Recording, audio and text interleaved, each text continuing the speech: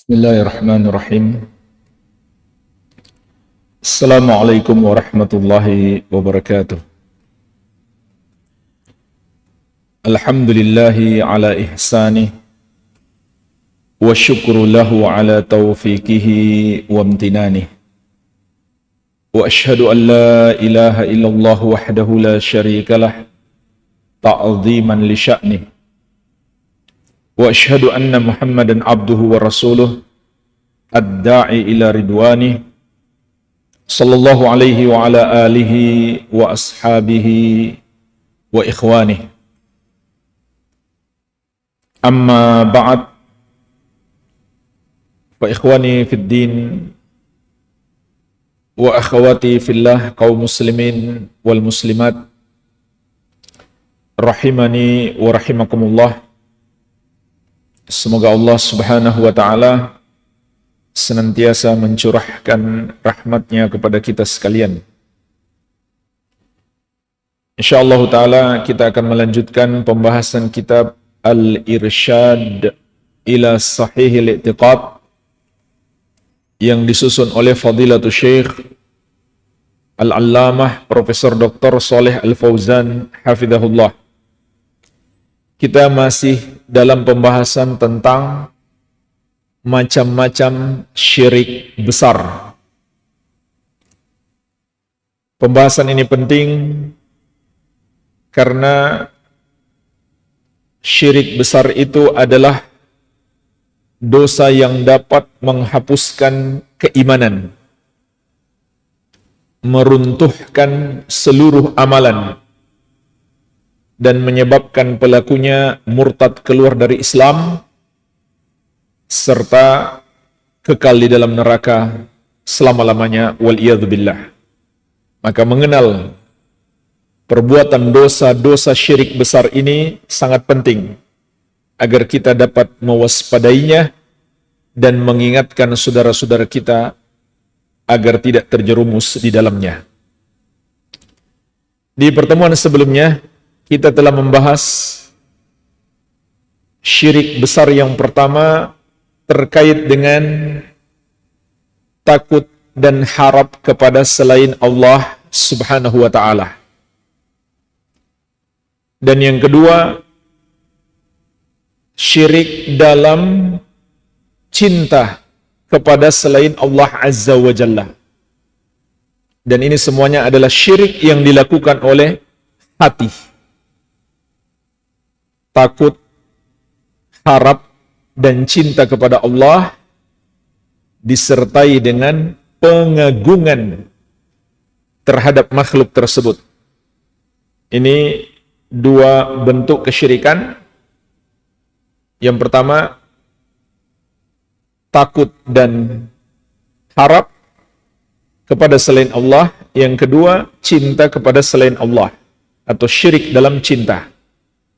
Maka di kesempatan ini kita akan memasuki poin yang ketiga. Kata Syekh, asyirku fit tawakkul. Syirik dalam tawakal. Syirik dalam tawakal. Secara bahasa, tawakal itu artinya al-i'timad wa tafwid. Bergantung atau bersandar dan menyerahkan atau memasrahkan urusan. Ini arti tawakal secara bahasa. Maka tatkala hati kita bertawakal kepada Allah, yaitu bergantung kepadanya dan memasrahkan urusan-urusan kita terhadapnya, maka kita sedang beribadah kepada Allah. Jadi ini salah satu ibadah hati yang sangat agung. Tawakal kepada Allah. Artinya hati kita bergantung kepada Allah, bersandar kepadanya dan memasrahkan urusan-urusan hidup kita terhadapnya. Apakah urusan duniawi ataukah urusan ukhrawi? Urusan dunia atau urusan agama, semuanya kita gantungkan, kita sandarkan kepada Allah dan kita pasrahkan kepadanya. Ini termasuk ibadah yang sangat agung. Karena Allah telah memerintahkan di antaranya di surat Al-Maidah ayat ke-23. Wa 'alallahi fatawakkalu in kuntum mu'minin. Dan hendaklah hanya kepada Allah kalian bertawakal kalau kalian benar-benar beriman. Ayat yang mulia ini menunjukkan tawakal kepada Allah termasuk ibadah. Karena dua sisi pendalilan. Yang pertama, Allah membatasi. Tawakal itu hanya boleh kepada Allah. Wa 'alallahi fatawakkalu. Dan hendaklah hanya kepada Allah kalian bertawakal. Yang kedua, Allah menetapkan itu sebagai bagian dari keimanan. In kuntum mu'minin. Kalau kalian orang-orang yang beriman. Jadi kalau nggak bertawakal kepada Allah, atau bertawakalnya dibagi kepada selain Allah,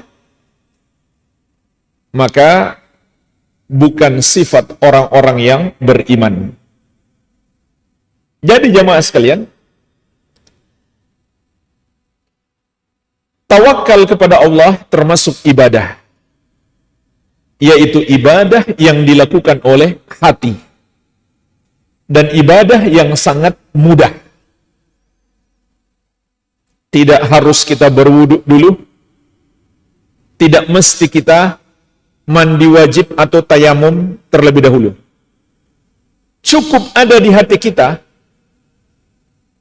rasa bergantung kepada Allah. Dan ini harus dihadirkan. Karena itu amalan hati. Maka hadirkan dalam hati kita ketergantungan kepada Allah dan pemasrahan segala urusan kita kepada Allah, disertai dengan keyakinan hanya Allah yang maha mampu memberikan pertolongan kepada kita. Maka saat itu hati kita sedang beribadah. Selama ada di hati kita tawakal, sepanjang itu kita dicatat sedang melakukan ibadah kepada Allah Subhanahu wa ta'ala. Jadi ini termasuk pintu ibadah. Semakin kuat tawakal kita kepada Allah, maka semakin besar pula pahalanya. Dan juga semakin besar peluang mendapatkan pertolongan Allah. Karena itu janji Allah untuk orang yang bertawakal kepadanya, pasti Allah akan berikan pertolongan. Sebagaimana dalam surat At-Talaq, wa may yatawakkal 'alallahi fahuwa hasbuh. Dan barang siapa bertawakal kepada Allah, maka cukuplah Allah sebagai penolongnya. Tapi sebaliknya jemaah sekalian, kalau tawakal kita terbagi, tawakal kepada Allah, tawakal juga kepada dokter misalkan, atau kepada obat-obatan, atau kepada keterampilan kita, pekerjaan kita, perusahaan kita, dan lain-lain. Maka ini sangat berbahaya. Pertama itu syirik. Nanti akan kita sebutkan rincian syiriknya. Apakah syirik besar atau syirik kecil? Yang kedua, itu juga menyebabkan Allah murka kepada kita dan tidak menolong kita. Sebagaimana dalam hadis Uqbah bin Amir radhiyallahu anhu diriwayatkan oleh Imam Ahmad, Rasulullah sallallahu alaihi wasallam mengatakan, "Man ta'allaqa syai'an wukila ilaihi." Barang siapa bergantung kepada sesuatu, akan dibiarkan kepadanya. Maksudnya apa? Allah tidak akan memberikan pertolongan kepadanya. Jadi ini bahaya jemaah sekalian. kalau hati kita bersandar, bergantung, berpasrah diri kepada selain Allah. Itu menyebabkan Allah murka kepada kita dan Allah biarkan kita tidak memberikan pertolongan. Tapi sebaliknya, kalau kita bergantung hanya kepada Allah, maka itu adalah sebesar-besarnya sebab Allah memberikan pertolongan kepada kita. Makanya para ulama dahulu mengatakan, man sarrahu an yakuna aqwan nas falyatawakkal 'ala Allah. Siapa yang ingin menjadi manusia terkuat, hendaklah dia bertawakal kepada Allah Subhanahu wa taala. Karena kalau Allah menolongnya, siapa yang bisa mengalahkannya? Siapa yang bisa mencelakakannya? Begitu pula sebaliknya, walaupun seisi dunia membelanya, menolongnya, tapi Allah hendak menimpakan kemudaratan kepadanya, maka mereka tidak akan bisa menolongnya sedikit pun. Walaupun seisi dunia ingin mencelakainya, tapi Allah yang membelanya, maka mereka tidak akan bisa memudaratkannya sedikit pun. Kemudian jemaah sekalian, Syekh menyebutkan, tawakal kepada selain Allah itu ada 3 macam. Tawakal kepada selain Allah ada 3 macam. Yang pertama adalah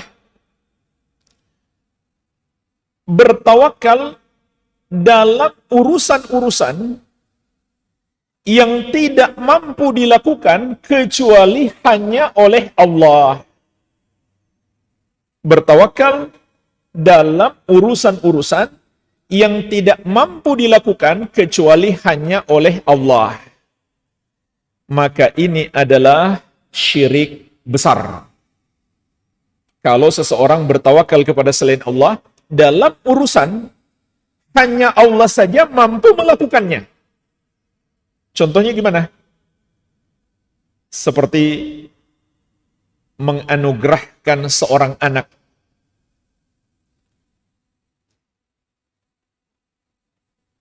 Atau memberikan kesembuhan. Atau menurunkan hujan. Ini contoh hal-hal yang tidak mampu dilakukan oleh siapapun kecuali Allah. Yang maha mampu menciptakan seorang anak hanya Allah.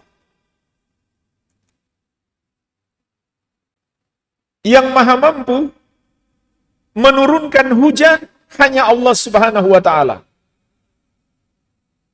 Begitu pula keselamatan dari gangguan setan. Keselamatan dari azab kubur, azab neraka. Itu semuanya hanya mampu dilakukan oleh Allah. Maka dalam hal-hal seperti ini, bertawakal kepada selain Allah adalah syirik. Dan yang lebih parah lagi, kalau seseorang bertawakal kepada selain Allah, yang dia yakini sebagai sesembahannya, sebagai Tuhan yang layak disembah selain Allah. Ini tentu lebih parah lagi. Ini yang pertama. Tawakal kepada selain Allah yang masuk kategori syirik besar. Yaitu bergantung kepada selain Allah dalam hal-hal yang hanya mampu dilakukan oleh Allah. Yang kedua, bertawakal kepada al-asbab al-zahirah. Sebab-sebab yang jelas. Sebab-sebab yang jelas. Kalau yang pertama tadi, itu sebab-sebab yang tidak jelas. Seperti dia bertawakal kepada orang yang sudah wafat misalkan. Itu kan nggak jelas. Nah sekarang yang kedua, seseorang yang bertawakal kepada sebab-sebab yang jelas. Contohnya kepada obat-obatan. Obat-obatan kalau diminum jelas itu termasuk sebab kesembuhan. Atau bertawakal kepada dokter. dokter adalah sebab yang jelas. Orang berobat ke dokter itu menjadi sebab kesembuhan. Intinya, dia bertawakal kepada sebab yang betul-betul sebab. Yang betul-betul merupakan sebab.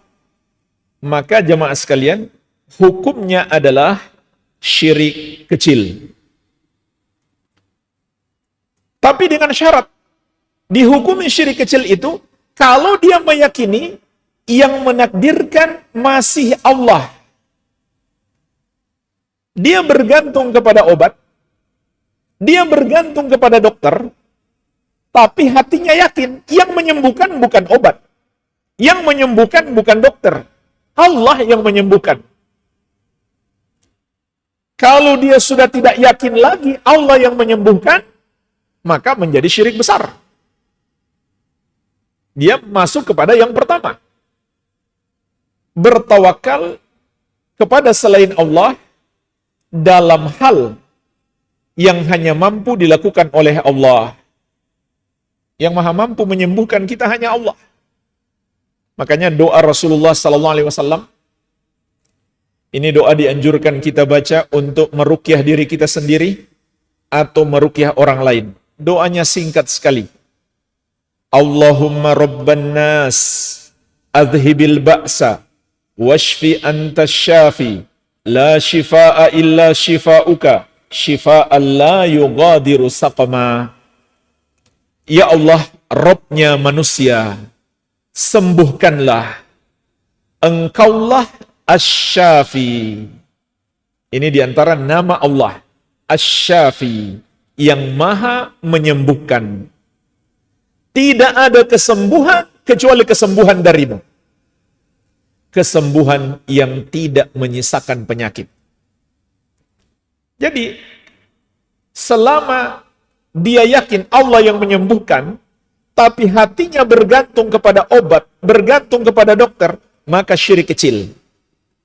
Kalau dia tidak yakin lagi Allah yang menyembuhkan, menjadi syirik besar.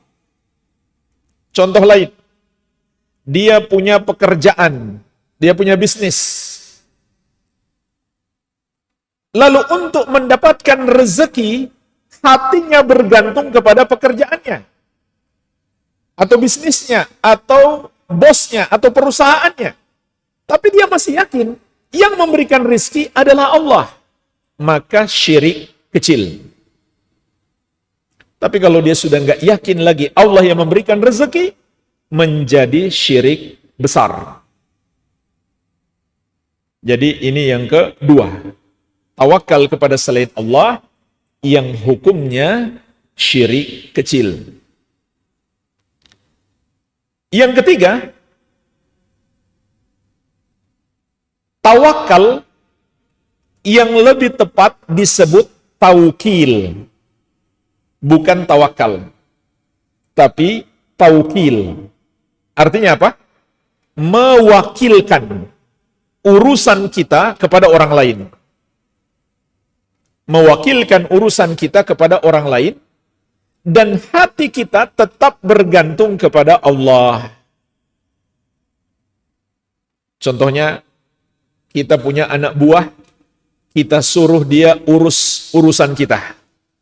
Ngurus surat-surat, ngurus macam-macam. Itu mirip dengan tawakal. Karena kita menyerahkan, memasrahkan urusan kita kepadanya. Tapi hati kita bergantung hanya kepada Allah, tidak bergantung kepada dia. Dan kita masih meyakini dia hanya sebab. Yang menakdirkan kesuksesan urusan kita adalah Allah. Maka ini boleh. Ini hal yang mubah, tidak masalah. Jadi ini sebenarnya bukan termasuk dalam pembahasan kita. Yang masuk dalam pembahasan kita, yaitu syirik dalam tawakal adalah yang pertama dan kedua. Tawakal kepada selain Allah. Jemaah sekalian, ini kita harus betul-betul hati-hati. Cuma persoalan hatinya bergantung kepada selain Allah. Ini hal yang mudah sekali dilakukan. Tapi dengan sebab itu, dia terjerumus dalam dosa terbesar. Bisa jadi syirik besar, bisa jadi syirik kecil, sesuai perincian yang telah kita jelaskan tadi. Baik.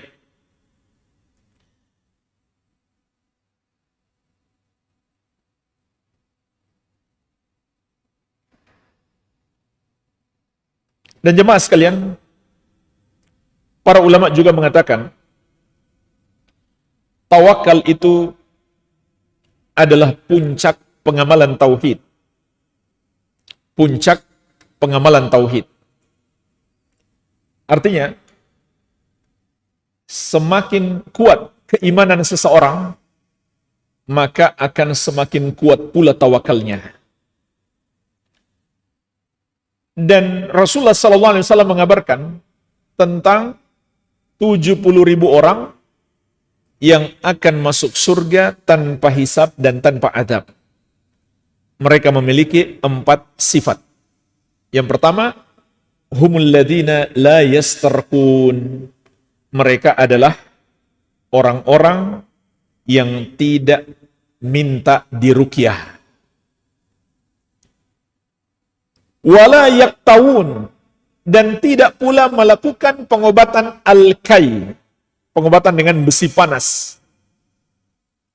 Pengobatan tradisional Arab dulu. Wala yatatayyarun, dan tidak pula melakukan tatayur, tidak takut sial. Wa ala rabbihim yatawakkalun, dan mereka senantiasa bertawakal kepada Rabb mereka.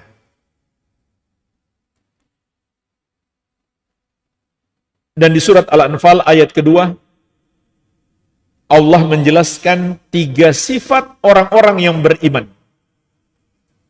Innamal mu'minuna alladzina idza dzukirallahu wajilat qulubuhum. Hanyalah orang-orang yang beriman itu, apabila disebut nama Allah, menjadi takut hati mereka. Wa idza tuliyat alaihim ayatuhu zadathum imanan. Dan apabila dibacakan kepada mereka ayat-ayat Allah, maka bertambah keimanan mereka. Ini sifat orang beriman yang kedua. Wa ala rabbihim yatawakkalun. Yang ketiga, mereka bertawakal kepada Rabb mereka. Para ulama juga menjelaskan, tawakal yang kita butuhkan itu dalam 2 perkara. Secara garis besarnya dalam 2 perkara. Yaitu dalam urusan akhirat, dalam urusan agama, ibadah, dan dalam urusan dunia.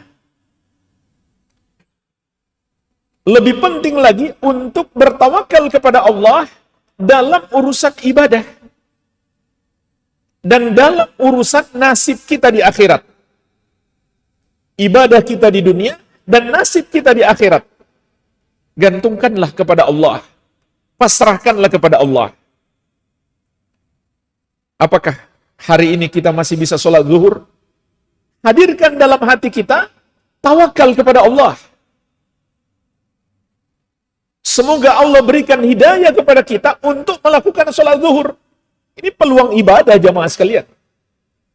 Jangan kita sia-siakan. Apakah hari ini saya bisa melakukan sholat 5 waktu? Saya bisa berbakti kepada orang tua? Saya membaca Al-Quran? Itu semuanya pasrahkan kepada Allah, gantungkan kepada Allah, maka kita dapat pahala. Kemudian yang kedua, urusan-urusan dunia. Makan kita, keselamatan dari berbagai penyakit, dari virus-virus, dan lain-lain. Ini diingatkan para ulama, karena sebagian orang, mereka hanya bertawakal dalam urusan dunia saja. Padahal justru yang lebih penting untuk kita tawakal kepada Allah adalah urusan agama kita. Urusan akhirat kita. Baik, ini jemaah sekalian, ringkasan pembahasan tentang tawakal. Kita masuk Dosa syirik yang berikutnya, yang keempat adalah asyirku fit ta'ah. Syirik dalam ketaatan. Jadi saya ulangi, kita sudah sampai di bab yang keempat tentang syirik. Yang pertama, syirik dalam takut dan harap. Ini sebenarnya dua bentuk syirik, tapi disebutkan dalam satu poin oleh penulis. Yang kedua, syirik dalam kecintaan. Takut, harap, dan cinta kepada selain Allah seperti kepada Allah, maka itu adalah syirik. Kemudian yang ketiga, syirik dalam tawakal, yang baru saja kita pelajari. Sekarang yang keempat, syirik dalam ketaatan. Gara-gara taat kepada makhluk, bisa sampai tingkat syirik. Bentuknya seperti apa? Yaitu apabila sampai pada penghalalan apa yang Allah haramkan, atau pengharaman apa yang Allah halalkan. Saya ulangi, syirik dalam ketaatan adalah menaati makhluk, siapapun makhluk itu, walaupun makhluk itu ulama, atau pemerintah, atau orang tua, atau pemimpin perusahaan, pemimpin organisasi. Kalau kita menaati mereka dalam penghalalan yang haram, atau sebaliknya pengharaman yang halal, maka itu adalah syirik. Syiriknya dari dua sisi. Pertama, dari sisi uluhiyah. Ketika kita menaati makhluk tersebut dalam penghalalan yang haram dan pengharaman yang halal, sama saja kita menyembah mereka. Walaupun kita nggak ruku dan sujud kepada mereka. Sebagaimana akan kita sebutkan dalilnya insyaallah ta'ala. Yang kedua, dari sisi rububiyah. Termasuk hak rububiyah Allah adalah menghalalkan dan mengharamkan. Yang berhak menghalalkan dan mengharamkan itu hanya Allah. Itu sifat Allah, sifat rububiyahnya.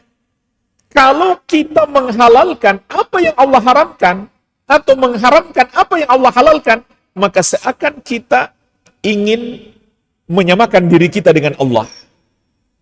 Atau kita mengikuti makhluk dalam penghalalan yang haram, atau pengharaman yang halal, maka kita telah menyamakan makhluk itu dengan Allah dalam kekhususan Allah, yaitu salah satu sifat rububiyah, penghalalan dan pengharaman. Jadi ini dua sisi kesyirikannya. Dalilnya adalah diantaranya surat At-Taubah ayat ke-31. Allah Azza wa Jalla berfirman, ittakhadhu ahbarahum wa ruhbanahum arbabam min dunillah wal masih ibn Maryam wa ma umiru illa liya'budu ilaha wahida la ilaha illa huwa subhanahu amma yusyrikun. Mereka menjadikan para ulama mereka, maksudnya Yahudi, dan para pendeta mereka, maksudnya Nasrani. Jadi ayat ini sedang berbicara tentang kesyirikan yang dilakukan oleh Yahudi dan Nasrani. Yahudi menjadikan ulama mereka, orang alim mereka, dan Nasrani menjadikan para pendeta mereka atau ahli ibadah mereka sebagai Tuhan-Tuhan yang mereka sembah selain Allah. Dan Nasrani juga menjadikan Al-Masih putra Maryam sebagai Tuhan mereka. Padahal tidaklah mereka semuanya diperintahkan kecuali untuk menyembah Allah yang satu. Tidak ada yang berhak disembah kecuali Dia. Maha suci Allah dari apa yang mereka persekutukan. Jemaah sekalian, perhatikanlah ayat yang mulia ini. Allah mengabarkan Yahudi menyembah ulama mereka. Nasrani menyembah pendeta dan menyembah Nabi Isa. Jadi syirik mereka bukan hanya menyembah Nabi Isa, mereka juga menyembah pendeta. Bagaimana memahami ayat ini? Ada sebuah hadis diriwayatkan oleh At-Tirmidzi dan yang lainnya tentang kisah sahabat yang mulia Adi bin Hatim At-Ta'i radhiyallahu anhu. Beliau dulunya seorang Nasrani, seorang yang beragama Kristen dan sangat terkenal di bangsa Arab karena ayahnya adalah seorang tokoh yang dermawan. Maka ketika beliau mendengarkan Rasulullah SAW membaca ayat ini, Nasrani menyembah pendeta dan menyembah Isa yang mereka sebut Yesus. Maka beliau pun heran. Maka beliau bertanya, "Ya Rasulullah, lasna na'buduhum." Wahai Rasulullah, kami tidaklah menyembah para pendeta kami. Jadi beliau nggak tanya lagi, kenapa disebut menyembah Yesus? Karena itu betul, dia akui. Tapi ayat mengatakan mereka juga menyembah pendeta. Itu beliau masih heran. Kenapa disebut begitu? Padahal kami hanya menyembah Yesus, bukan menyembah pendeta. Maka perhatikan apa jawaban Rasulullah sallallahu alaihi wasallam. Beliau bersabda, "Alaisa yuhilluna lakum ma haramallahu fatuhilluna wa yuharrimuna ma ahallallahu fatuharrimuna?" Bukankah para pendeta kalian menghalalkan untuk kalian yang sebenarnya Allah haramkan, kalian pun ikut menghalalkan? Dan mengharamkan yang sebenarnya Allah halalkan, kalian pun ikut mengharamkan? Mungkin sebagai contoh, babi hukumnya haram, pendeta bilang halal, mereka pun menghalalkan. Maka sahabat yang mulia Adi bin Hatim radhiyallahu anhu mengatakan, "Bala, betul ya Rasulullah." Maka Rasulullah sallallahu alaihi wasallam mengatakan, "Fatilka ibadatuhum." Itulah yang dimaksud menyembah mereka. Maka dari ayat ini kita bisa memetik pelajaran, makhluk siapapun itu, walaupun dia tokoh-tokoh agama, para ulama, para ustadz, para kiai, para ahli ibadah, orang-orang soleh sekalipun,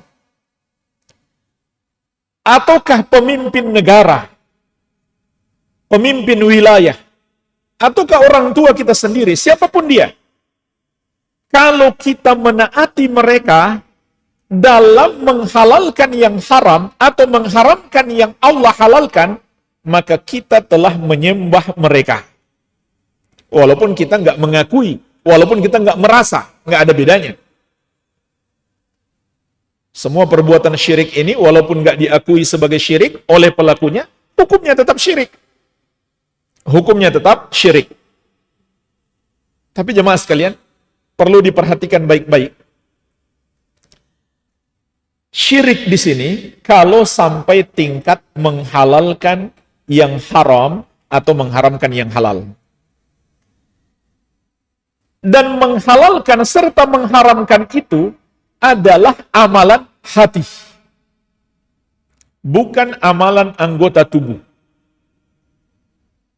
Karena faktanya, ada orang minum khamar, tapi hatinya yakin, khamar ini haram. Sehingga yang dimaksud dengan menghalalkan atau mengharamkan adalah perbuatan hati, keyakinan hati. Disitulah letak kesyirikannya. Jadi, kalau seseorang melakukan yang haram, belum tentu dihukumi syirik. Tapi kalau dia menghalalkan yang haram, maksudnya adalah merubah keyakinannya. Khamar yang tadinya dia yakin haram, dia rubah menjadi halal, maka dia musyrik, walaupun dia tidak minum khamar. Jadi, ada orang minum khamar setiap hari. Sudah kecanduan khamar. Tapi dia masih tetap yakin khamar itu haram. kita nggak bisa mengatakan dia musyrik. Dia adalah muslim pelaku dosa besar. Muslim yang lemah iman. Nggak boleh juga kita katakan dia muslim yang baik. Tapi muslim yang lemah iman. Walaupun dia nggak minum khamar, tapi dia bilang khamar halal, maka dia musyrik kafir. Walaupun dia nggak minum khamar. Beda ya. Yang kedua ini lebih berbahaya malah. Walaupun dia tidak minum khamar. Walaupun dia hanya mengatakan haramnya hanya di Arab. Di sini nggak haram. Sama, nggak ada bedanya. Atau dulu saja haram di masa Rasul. Sekarang kan khamar beda. Nggak sama dengan dulu. Sama hukumnya, dia tetap musyrik. Jadi, bedakan antara melakukan yang haram dan menghalalkan yang haram. Ini berlaku untuk semua yang haram. Zina. Orang yang berzina, nggak bisa kita katakan dia kafir, musyrik. Betul, itu dosa yang sangat besar. Tapi kita nggak bisa mengatakan dia kafir. Kalau kita mengatakan kafir, malah kita yang sesat. Kesesatan siapa? Khawarij. Itu bid'ah Khawarij. Mengkafirkan pelaku dosa besar. Tapi kalau kita katakan dia sempurna imannya padahal dia pelaku dosa besar, itu juga salah. Itu bid'ahnya siapa? Murji'ah. Bagi Murji'ah, dosa-dosa itu nggak memberikan pengaruh pada keimanan. Bagaimana pendapat ahli sunnah? Dia masih muslim, tapi lemah iman. Muslim yang tidak baik. Tapi nggak bisa kita katakan dia kafir. Iya. Namun kalau ada orang, walaupun dia tokoh agama misalkan, atau dia pelajar di bidang ilmu agama, lalu dia berfatwa zina halal, maka dia murtad, kafir, keluar dari Islam. Dan ini disepakati seluruh ulama Islam dari seluruh mazhab. Tidak ada perbedaan pendapat. Menghalalkan yang jelas keharamannya adalah pembatal keislaman. Atau sebaliknya, mengharamkan yang halal. Nikah halal, kalau ada yang mengharamkan nikah, maka batal Islamnya.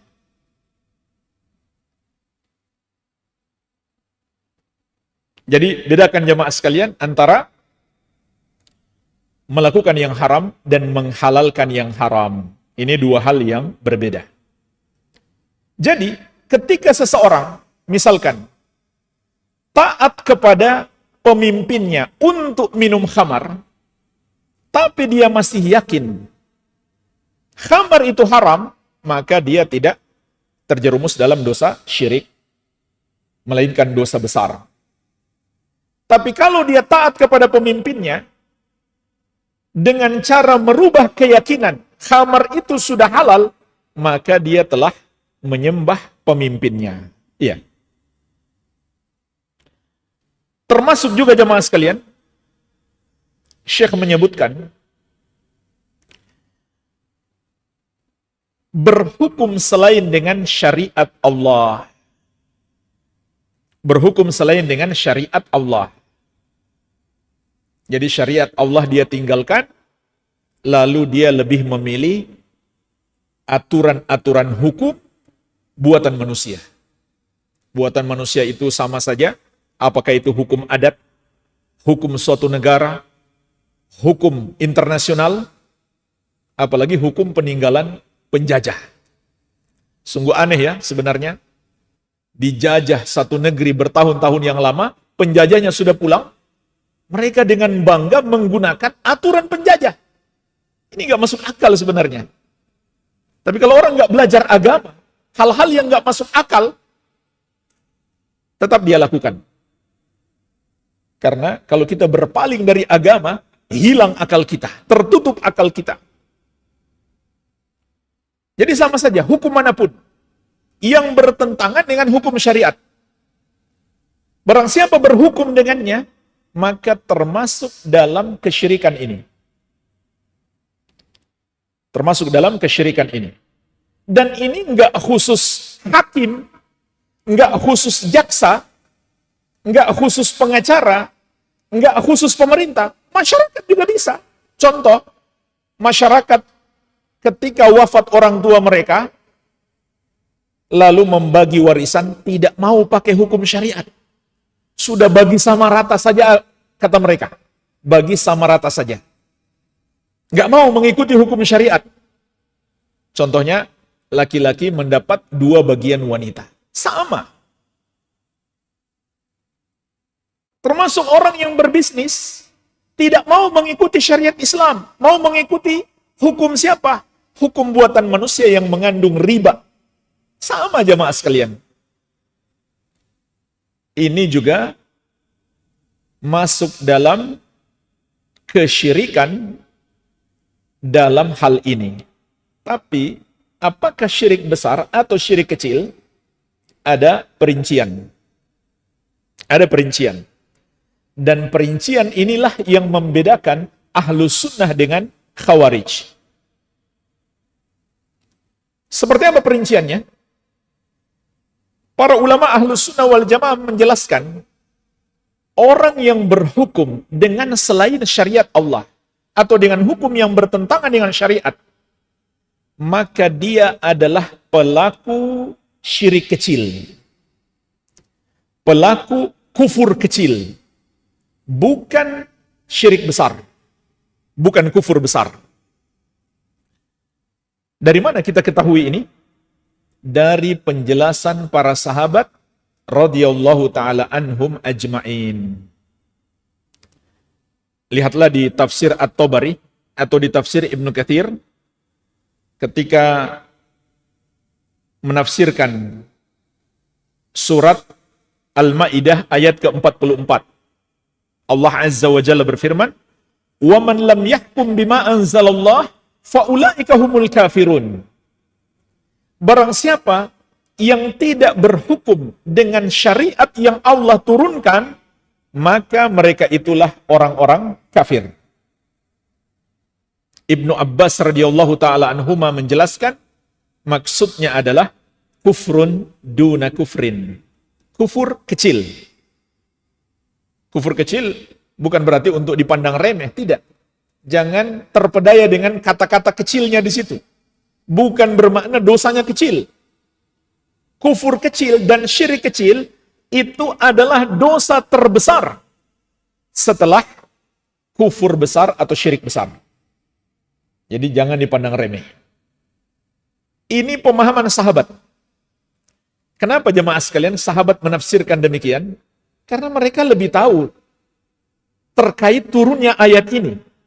Mereka belajar dari Rasulullah SAW bukan sekedar menghafalkan ayatnya, tapi juga pemahamannya. Maka para sahabat menjelaskan asal dari pengkafiran terhadap orang yang berhukum dengan selain syariat Allah itu ditujukan kepada ahlul kitab, bukan kepada kaum muslimin. Ketika ayat ini turun. Jadi ayat ini bukan sedang berbicara tentang kaum muslimin, tapi tentang ahlul kitab.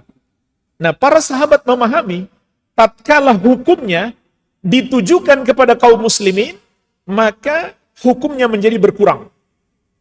Bukan lagi kufur besar, menjadi kufur kecil. Kenapa? Karena kaum muslimin memiliki aslul iman, pokok keimanan. Sedangkan Yahudi dan Nasrani sudah tidak memilikinya. Ini pemahaman sahabat. Tapi golongan Khawarij, mereka nggak mengikuti sahabat. Mereka mengikuti pemahaman mereka sendiri. Makanya, mereka tidak mengenal ada kufur kecil, kufur besar, syirik besar, syirik kecil. Semua mereka kafirkan. Termasuk hari ini mereka mengkafirkan seluruh pemerintahan di muka bumi. Kecuali ISIS. Tidak mereka kafirkan. Jangankan pemerintah Indonesia. Pemerintah Arab Saudi saja mereka kafirkan. Nggak ada yang tersisa. Kecuali ISIS. Itu pun mereka terpecah lagi. Ada yang sudah mengkafirkan ISIS, ada yang belum. Ini kaum Khawarij di zaman sekarang. Ini bahaya kebodohan. Dan bahaya tidak memahami dalil sesuai dengan pemahaman salaf. Iya. Jadi, Ahlus Sunnah mengambil pemahaman, akidah, dan manhaj dari para sahabat. Sehingga Ahlus Sunnah mengatakan, orang yang berhukum dengan selain syariat Allah, itu hukumnya adalah syirik kecil atau kufur kecil. Dosa besar, tapi tidak sampai menyebabkan pelakunya murtad, keluar dari Islam. Namun, ada 3 keadaan, barang siapa yang terjerumus padanya, maka dia telah terjerumus pada syirik besar atau kufur besar. Pertama, dia menyamakan antara hukum Allah dengan hukum yang dibuat-buat oleh manusia. Dia katakan sama saja. Dua-duanya bagus. Kita mau pilih hukum Islam atau hukum selain Islam, tidak ada masalah. Dia samakan. Maka Islamnya batal. Dia telah terjerumus pada kufur besar. Karena Allah menegaskan, وَمَنْ أَحْسَنُ مِنَ اللَّهِ حُكْمًا لِقَوْمِ يُوقِنُونَ. Dan siapakah yang lebih baik hukumnya daripada hukum Allah bagi orang-orang yang yakin, bagi orang-orang yang beriman. Ini yang pertama. Dan yang pertama ini jemaah sekalian, walaupun dia sendiri dalam kesehariannya berhukum dengan hukum Allah, tapi keyakinannya sama saja, mau hukum Allah atau hukum manusia, tidak ada bedanya. Maka dia tetap musyrik. Dan orang yang berhukum dengan selain syariat Allah, tapi dia yakin syariat Allah lebih baik, dia pelaku dosa besar. Dia masih lebih mending daripada orang yang menyamakan antara hukum Allah dengan hukum manusia. Karena itu adalah syirik. Ini yang pertama. Yang kedua lebih parah lagi. Dia meyakini hukum manusia lebih baik daripada hukum Allah. Atau lebih cocok di negerinya, atau di masanya, daripada hukum Allah. Ini lebih parah dibandingkan yang pertama. Hukum manusia, dia anggap lebih baik, atau lebih cocok, lebih sesuai. Dan ini sebenarnya orang-orang yang sombong. Seakan mereka merasa lebih berilmu daripada Allah. Dan mereka masih tinggal di bumi Allah, tapi berani menolak ketentuan Allah. Padahal orang yang bekerja di sebuah perusahaan saja, dia nggak berani menolak ketentuan perusahaan, kecuali mau dipecat. Tapi kok dia tinggal di bumi Allah, milik Allah, makan rizki dari Allah, menghirup udara yang Allah berikan, namun dia berani menentang hukum Allah, syariat Allah. Ini kebodohan dan kesombongan. Jadi ini lebih parah. Dia menganggap hukum manusia lebih baik, atau lebih cocok, atau lebih sesuai daripada hukum Allah. Yang ketiga, kembali kepada pembahasan kita di awal. Orang yang berhukum dengan selain syariat Allah, kalau dia merubah keyakinannya, yang haram menjadi halal, atau yang halal menjadi haram, maka dia musyrik. Contoh jemaah sekalian, suatu negeri yang mengeluarkan undang-undang izin kepada pabrik khamar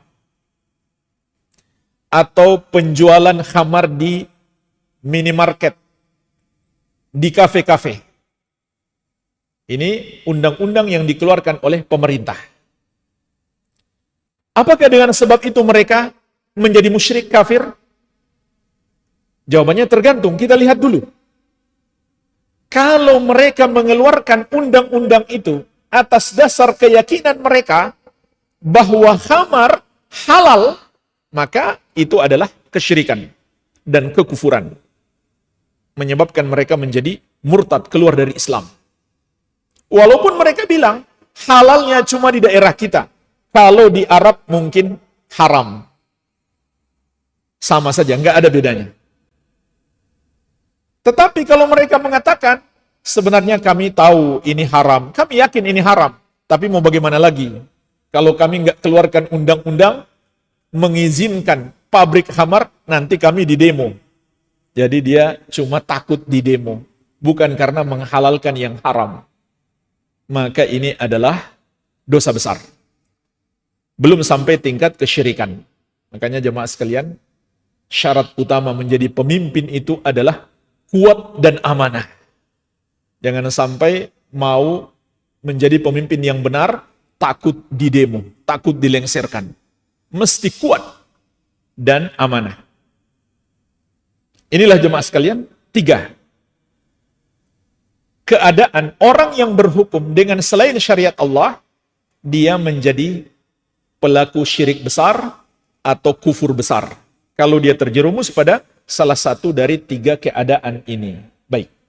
Satu lagi, Syekh juga menjelaskan, termasuk syirik dalam bab ini adalah orang yang ikut gurunya, padahal tahu gurunya salah. Gurunya bertentangan dengan dalil. Tapi dia lebih memilih pendapat gurunya daripada mengikuti dalil.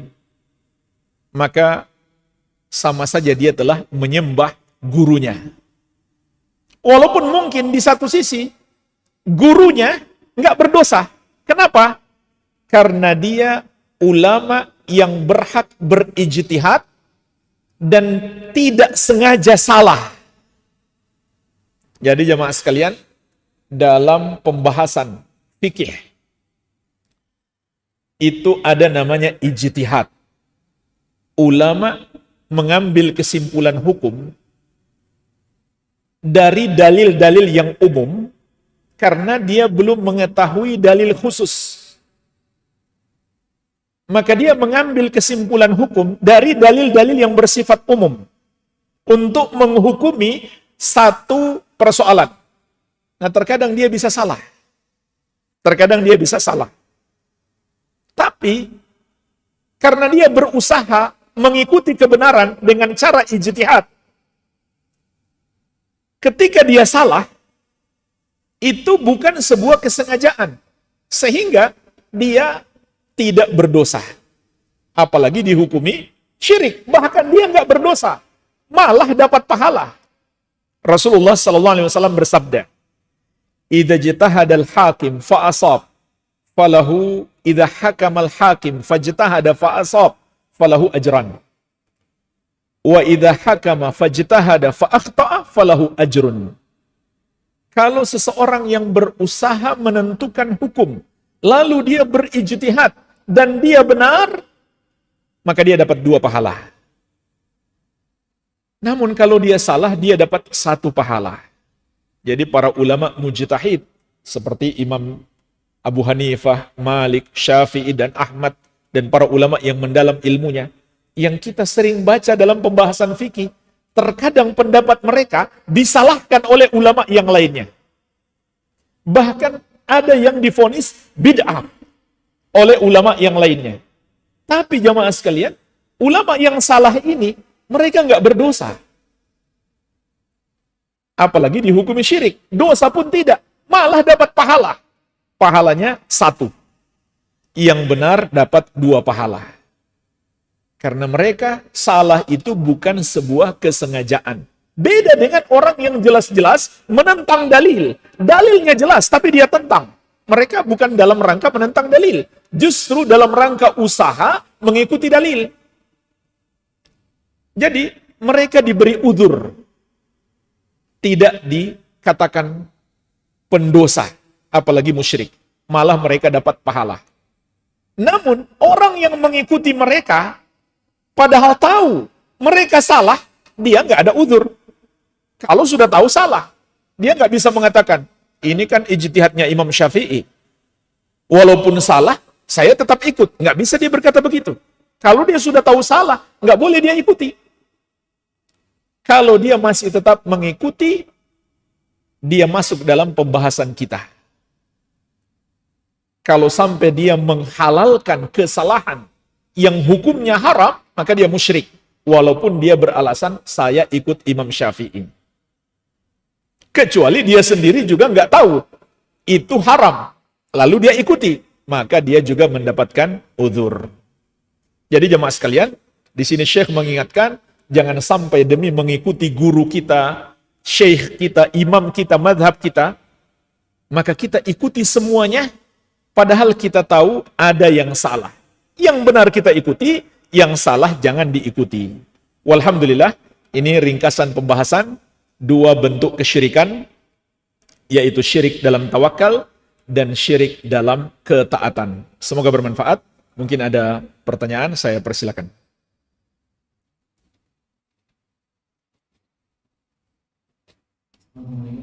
Waalaikumsalam warahmatullahi wabarakatuh.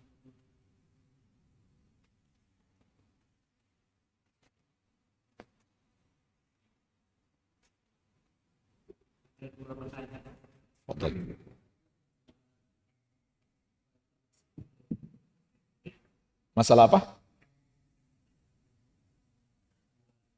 Kemoterapi untuk orang penyakit kanker. Pertanyaannya apa? Ah iya, baik.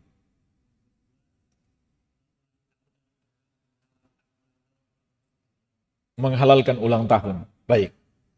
Jadi dua pertanyaan beliau. Yang pertama, hukum pengobatan dengan kemoterapi terhadap penyakit kanker ya. Maka jemaah sekalian, saya kasih kaidah di sini. Kaidah ini bisa untuk menghukumi semua jenis pengobatan. Jadi kalau kita tahu kaidah ini, kita nggak perlu tanya lagi. Kita nilai dengan kaidah ini saja. Kaidahnya adalah pengobatan yang dibolehkan oleh syariat apabila dapat dibuktikan bahwa itu merupakan sebab kesembuhan yang Allah tetapkan. Pengobatan yang dibolehkan dalam syariat apabila dapat dibuktikan itu merupakan sebab kesembuhan yang Allah tetapkan. Pertanyaannya, dari mana kita tahu itu sebab kesembuhan yang Allah tetapkan?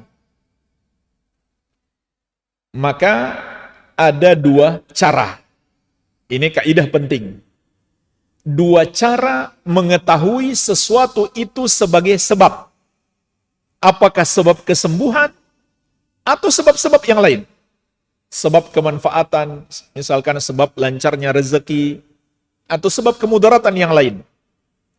Maka ada dua cara mengetahuinya. Yang pertama, melalui dalil syar'i. Melalui dalil syar'i. Contohnya dalam Al-Quran, Allah berfirman tentang madu. Fihi syifa. Padanya ada kesembuhan. Kita pun tahu madu adalah sebab kesembuhan. Madu adalah obat. Rasulullah SAW bersabda,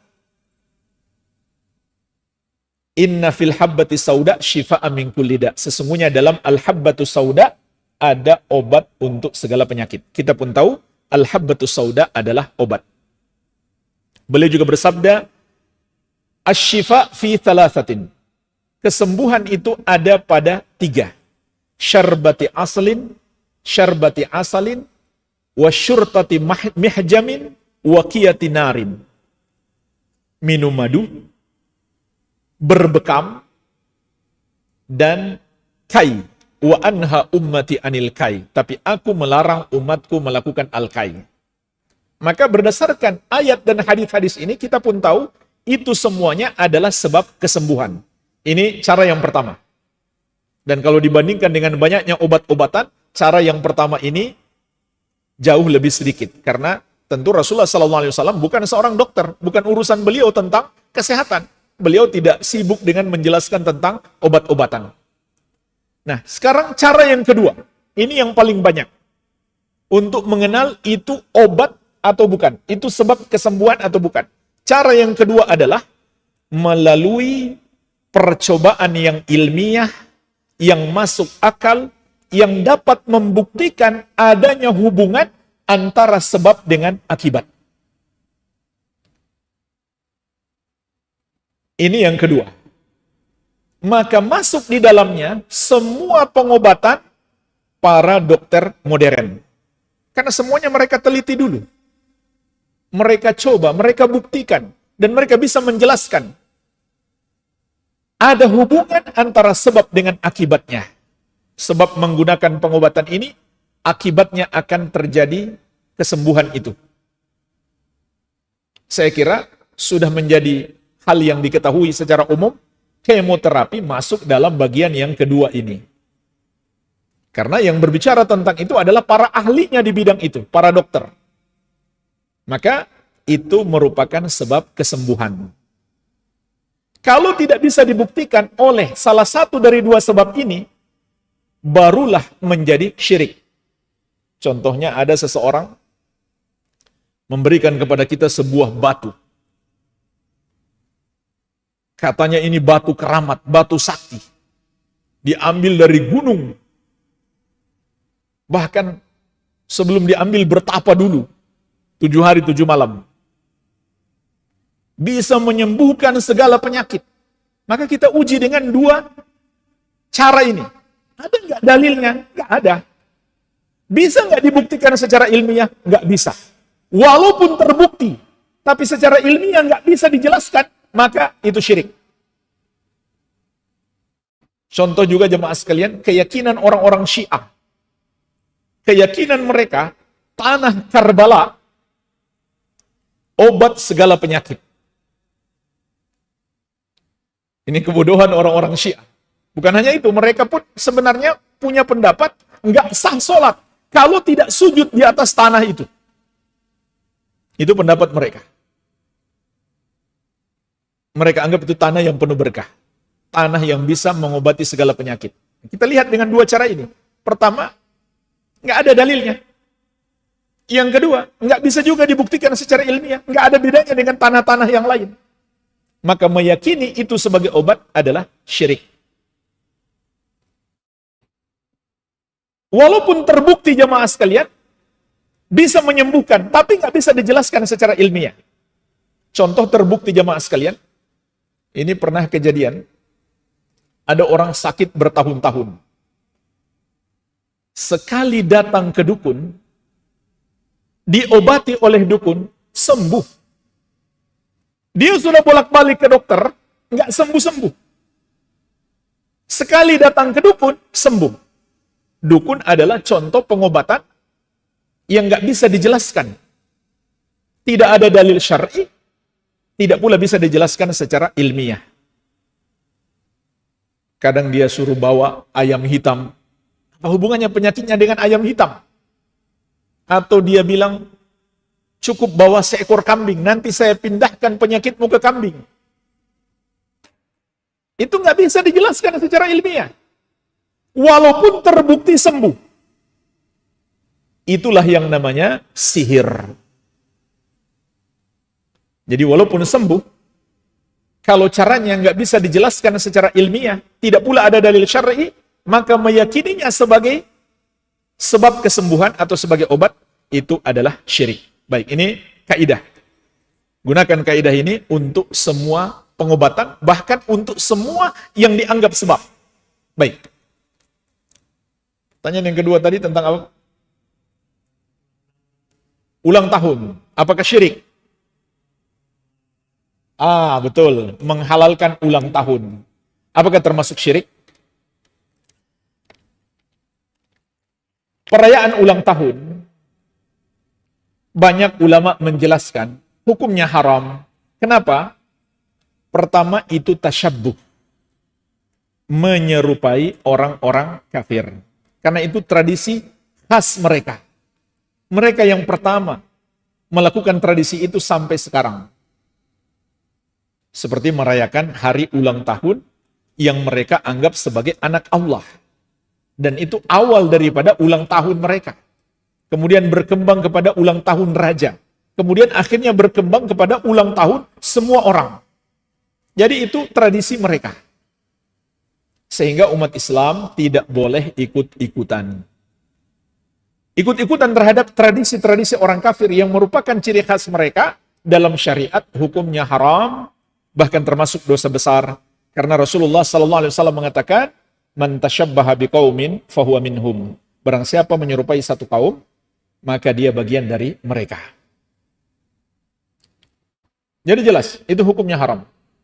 Sehingga kalau kita menghalalkannya, padahal kita sudah tahu haram, masuk dalam kesyirikan. Walaupun kita nggak melakukannya. Masuk dalam kesyirikan. Dan jemaah sekalian,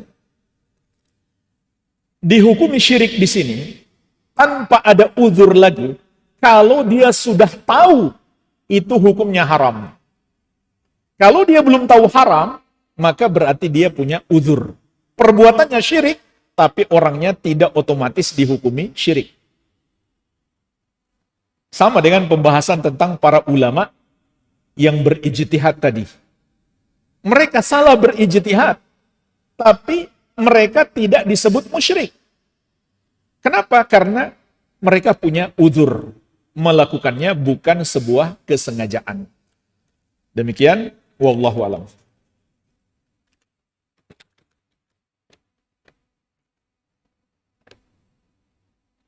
Bagaimana jika kita membagi waris ke anak, tapi dengan cara hibah, agar bisa menyamakan antara bagian anak perempuan dan anak laki-laki? Ini dosanya lebih besar. Kenapa? Mengakali syariat.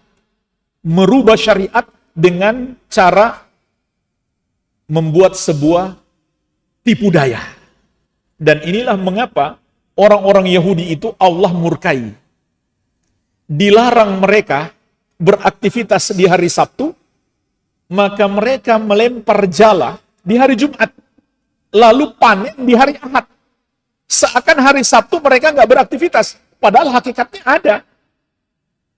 Justru karena itulah mereka Allah murkai, karena membuat tipu daya terhadap syariat.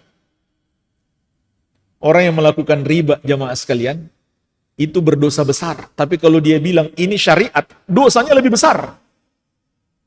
Jadi hati-hati. Mencoba untuk melakukan tipu daya terhadap syariat, sehingga yang haram menjadi halal, malah dosanya menjadi lebih besar. Iya.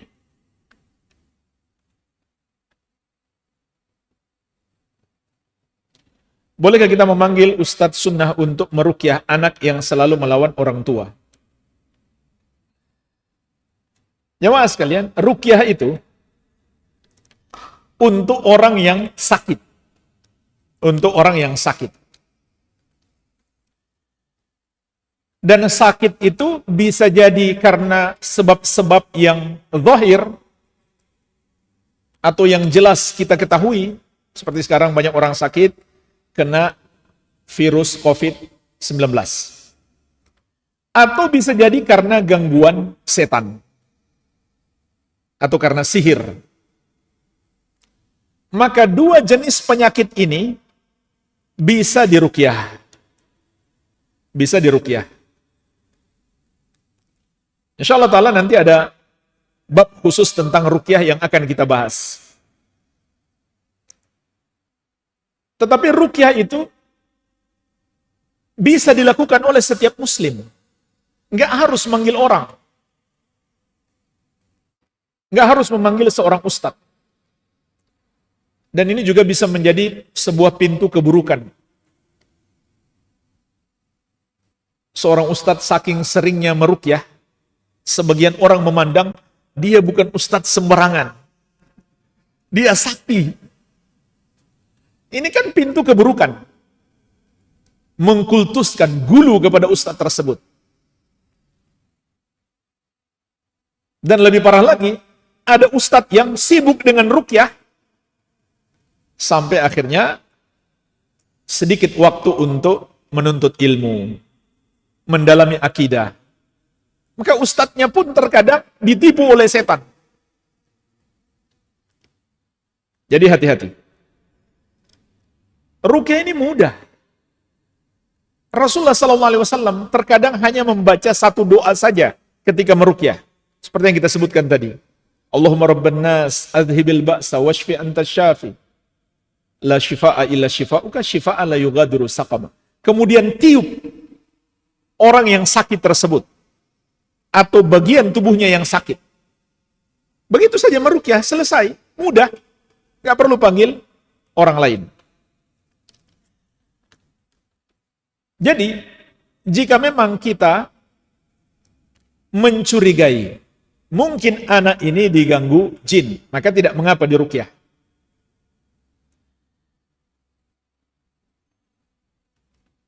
Tetapi faktor kenakalan anak itu kan banyak, bukan hanya karena gangguan jin.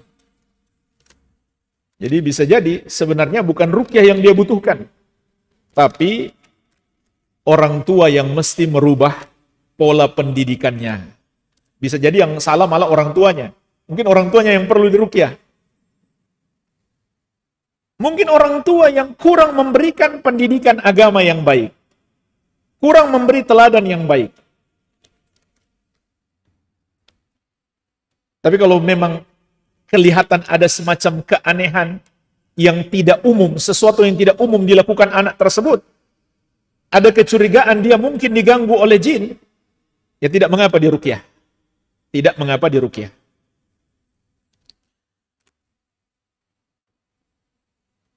Namun boleh saja sebenarnya manggil orang untuk meruqyah, asalkan dengan syarat bukan kita minta ruqyah untuk diri sendiri. Tetapi kalau kita ruqyah anak kita sendiri, nggak usah panggil orang, itu lebih afdal, itu lebih bagus. Sehingga tidak terbuka pintu-pintu keburukan. Iya. Dan juga lebih bagus lagi orang tua mendekatkan diri kepada Allah, bertobat dari dosa-dosa, dan banyak berdoa kepada Allah. Ini jemaah sekalian, jangan kita lupakan. Ini faktor terpenting dalam pendidikan anak, yaitu baiknya hubungan kita dengan Allah. Karena anak kita dapat hidayah kan Allah yang berikan. Anak kita jadi baik, Allah yang kasih hidayah. Maka perbaiki hubungan kita dengan Allah. Baca lagi kisah Nabi Khidir dan Nabi Musa. Ketika Nabi Khidir, Allah perintahkan untuk menjaga atau membuat pagar demi menjaga harta dua orang anak yatim. Anak yatim itu dijaga oleh Allah, harta mereka pun Allah jaga. Karena mereka masih kecil, belum bisa mengelola hartanya, Allah jaga agar mereka bisa mengambil hartanya setelah mereka besar. Maka Allah menyebutkan sebab penjagaan itu, wa kana abuhuma solihah. Ayah kedua anak itu adalah orang soleh. Ini sebab Allah menjaga anak kita. Baik menjaganya dari bahaya yang menimpa fisik, atau bahaya yang menimpa agamanya, akhlaknya, ibadahnya, dan lain-lain. Begitu pula doa kita sebagai orang tua. Karena Rasulullah SAW mengatakan, salatsu da'awatin la turad. 3 doa yang tidak akan ditolak. Salah satunya adalah da'watul walid, doa orang tua untuk anak. Dan ini berlaku doa kebaikan maupun keburukan. Maka jangan sekali-kali mendoakan keburukan untuk anak kita. Jadi itu yang lebih afdal lagi untuk kebaikan anak kita. Wallahu a'lam.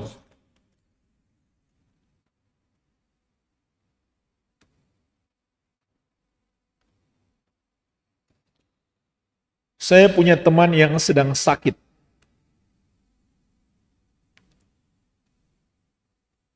Di awal mula melalui 2 mimpi.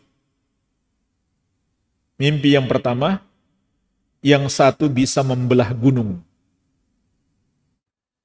Yang kedua mengajak kebaikan seperti dalam mimpi tersebut, menyuruh sholat, tapi orang tersebut selalu menunjuk orang tersebut kecelakaan. Pertanyaannya, apakah ini semuanya dari jin?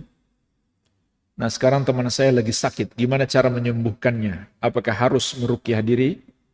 Terus gimana cara meruqyahnya? Mohon penjelasan.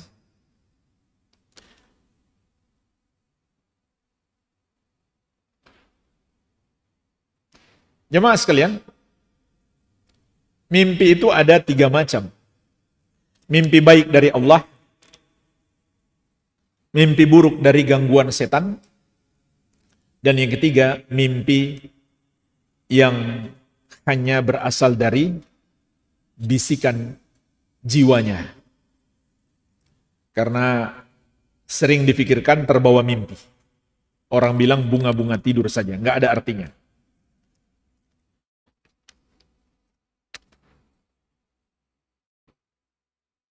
Jadi pertanyaannya, karena mimpi orang itu tertimpa sakit, apakah itu dari jin? Ya kita nggak bisa memastikan. Yang namanya juga jin, makhluk yang tidak terlihat. Innahu yarakum huwa wa qabiluhu min haitsu la tarawnahu. Sesungguhnya bangsa jin bisa melihat kalian dari arah yang kalian tidak bisa melihatnya. Kecuali jin itu berubah bentuk menjadi makhluk yang lain, menjadi manusia misalkan, barulah kita bisa lihat. Tapi wujud aslinya nggak bisa kita lihat. Sehingga perbuatan jin itu sulit kita pastikan. Namun kalau ditanya, bolehkah diruqyah? Tadi sudah kita jelaskan, ruqyah itu untuk semua penyakit. Tidak masalah kita ketahui ini karena jin atau bukan karena jin. Ruqyah, tidak ada masalah. Enggak harus ruqyah itu hanya karena jin saja, tidak. Jadi sangat bagus diruqyah untuk semua penyakit. Hanya saja, minta ruqyah untuk diri sendiri, kalau itu ruqyah yang sesuai syariat, itu hukumnya makruh. Karena ada hadis tadi, tentang 70.000 orang yang masuk surga tanpa hisab. Di antara sifat mereka, humul ladzina la yastarqun. Mereka tidak pernah minta diruqyah. Kenapa dihukumi makruh? Karena ketika kita minta diruqyah untuk diri kita, bisa jadi itu mengantarkan kita bergantung kepada tukang ruqyah itu. Oleh karena itu lebih afdal meruqyah diri kita sendiri.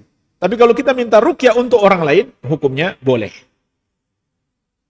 Tapi dengan syarat, ruqyahnya adalah ruqyah yang sesuai syariat. Ya. Jadi lebih afdal meruqyah diri kita sendiri, jangan minta ruqyah kepada orang lain untuk diri kita sendiri. Apalagi ruqyah yang mengandung syirik, maka hukumnya juga syirik, yaitu ruqyah yang dilakukan oleh para dukun. Insya Allah nanti ada bab tersendiri, kita akan bahas lebih detail tentang ruqyah. Kesimpulannya, ruqyah itu untuk semua penyakit dan caranya mudah. Kita baca Al-Quran sambil memegang tubuh kita yang sakit. Setelah itu kita tiup. Atau kita ruqyah orang, kita bacakan Al-Quran di depan dia, langsung di depan dia. Kalau bukan lawan jenis, kita pegang. Kalau lawan jenis nggak boleh. Dan harus disertai mahram. Kalau kita meruqyah lawan jenis. Kemudian kita tiup setelah itu. Baca, kemudian tiup. Apa yang dibaca? Pada dasarnya semua ayat Al-Quran boleh dibacakan. Tapi ada ayat-ayat yang lebih dianjurkan. Pertama, surat Al-Fatihah. Jadi orang sudah hafal Al-Fatihah, sudah bisa meruqyah. Mudah kan? Kita baca surat ini saja diulang-ulangi, tidak apa-apa. Yang kedua, ayat kursi. Kemudian 3 kul. Al-Ikhlas, Al-Falaq, An-Nas. Ini semua surat-surat pendek. Ini kita baca ulang-ulang, tidak masalah. Kalau kita padukan dengan doa-doa yang pernah dibaca Nabi SAW, itu lebih baik lagi. Seperti yang kita sebutkan tadi, Allahumma Rabban Nas, adhibil ba'sa, washfi anta syafi, la shifa'a illa shifa'uka, shifa'a la yughadiru saqama. Kemudian kita tiup. Tiup dengan sedikit ludah. Bukan meludah ya, tapi tiup ada keluar ludah sedikit. Begitu cara meruqyah. Mudah kan? Iya. Walhamdulillah, sudah hampir waktu zuhur. Ini saja yang bisa kita bahas. Semoga bermanfaat. Lebih dan kurangnya saya mohon maaf. Wabillahi taufiq. Subhanakallahumma wabihamdik. Asyhadu an la ilaha illa anta astaghfiruka wa atubu ilaik. Wa sallallahu ala nabiyina Muhammadin wa alihi wasallam. Wa akhiru da'wana anil hamdulillahi rabbil alamin. Wassalamualaikum warahmatullahi wabarakatuh.